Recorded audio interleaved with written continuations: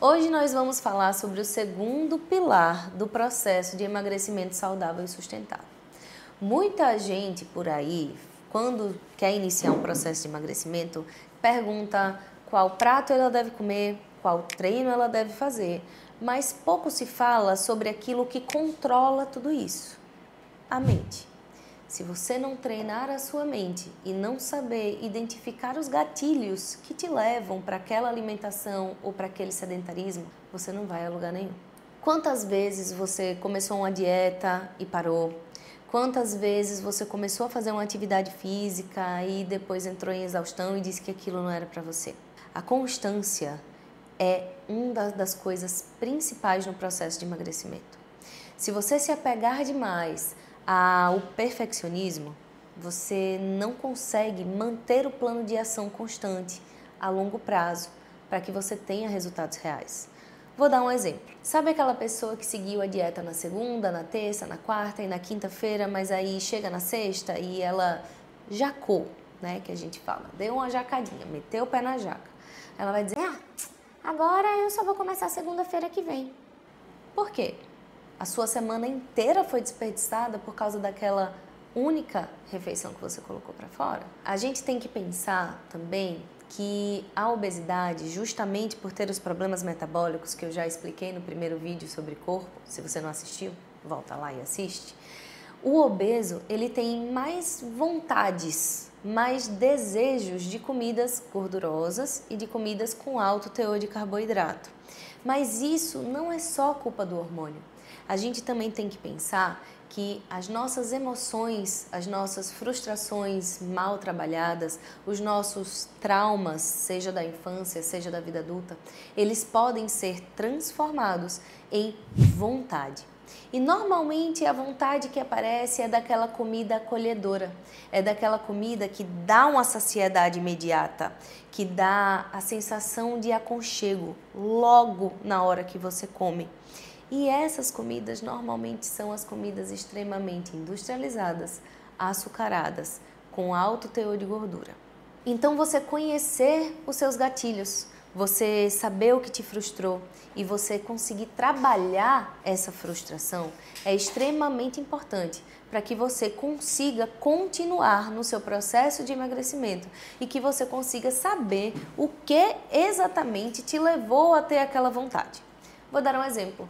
Uma vez, uma paciente minha chegou no meu consultório e falou a seguinte frase: ai, doutora, saindo daqui eu vou ter que ir lá no meu plano de saúde e eu já sei que eu vou me estressar, então eu já encomendei um bolo de chocolate para minha casa hoje à noite, porque quando eu chegar em casa eu vou merecer aquele bolo de chocolate.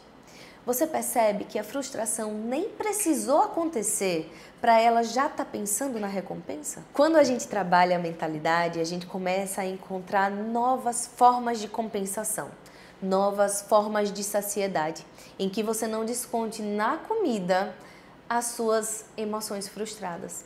E é justamente isso que a gente trabalha com a nossa psicóloga. Ela é ponto fundamental no processo de emagrecimento. É ela que vai acompanhar junto com você e junto com o resto da equipe quais são os seus gatilhos, quais são as suas frustrações, o que exatamente você precisa reconhecer para que você consiga driblar essas vontades que aparecem, esse processo de culpa e compensação.